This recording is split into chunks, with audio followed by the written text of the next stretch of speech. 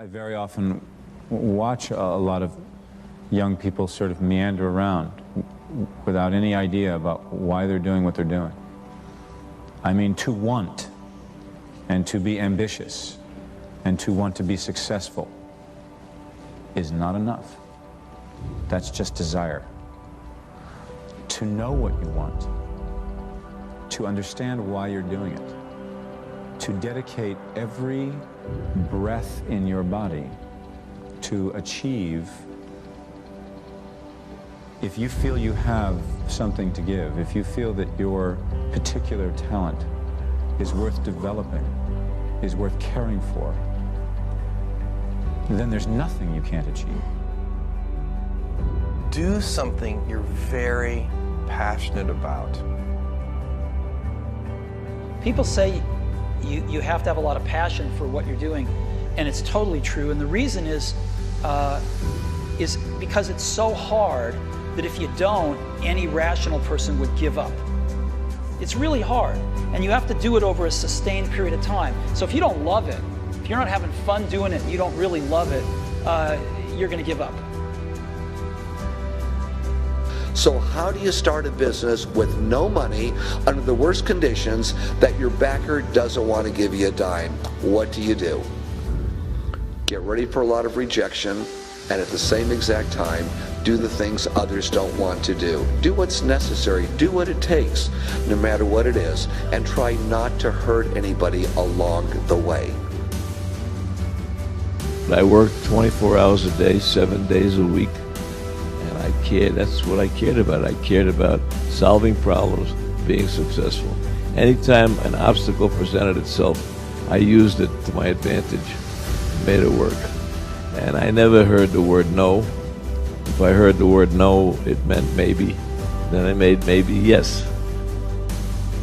Take what you've got. Your assets are your energy. Your assets are your willingness to just not be told no. The harder it is, the tougher it is, the bigger the challenge to get in, the bigger the opportunity behind. The opportunities behind are endless. I really, really believe in getting rich. I believe in people creating wealth for themselves. Develop the habits. You've got the brain power, you've got the energy, but develop the habits of success. If you know exactly what you want to be, you need to spend as much time with people that are actually that already. We become our standards in many ways. If you are surrounded by B players or average performers, and that is your standard, then your mindset will operate at the standard that is offered to you by the people around you. I mean, we do become our social orbit. Don't allow anyone, friend, family, acquaintance, teachers, whoever it is, don't allow anyone to tell you that what you are dreaming for yourself and your family is not possible. It is possible. Don't be one of those people 20 years from now are going to be walking around in a 9-to-5 job, miserable and angry and bitter. What fear is stopping you in your tracks and burning the soles of your feet? What if conquering that fear, whatever it is, that keeps you from being what the Creator intended for you? What if you could unleash everything great in your life? Would you do it? Would you say yes to that? You will receive from the world who you become. But the doorway to success, I suggest to you, swings inward, not outward. And the best way to have a game-changing life, and the best way to have a world-class lifestyle, and the best way to change the world is to change yourself. I mean, we get from life who we become. To have the results of a game changer, you need to start thinking and behaving like a game changer.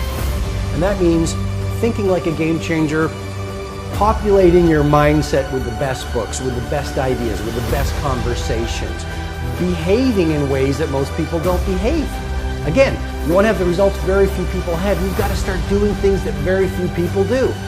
Turn off the television, delete the naysayers, stop gossiping and start producing, eat better food, run longer runs, shift from a focus on what's not working to a focus on what's working. I mean, you really want to install a whole new series of mindsets and a whole new series of rituals that very few people are doing. In the end, luck plays a very important part in how successful you are, but the harder you work and the longer you work, the luckier you're going to be. I've always thought that each person invented himself for whatever reasons, through whatever circumstance, through whatever he has gone through, that we are each a figment of our own imagination.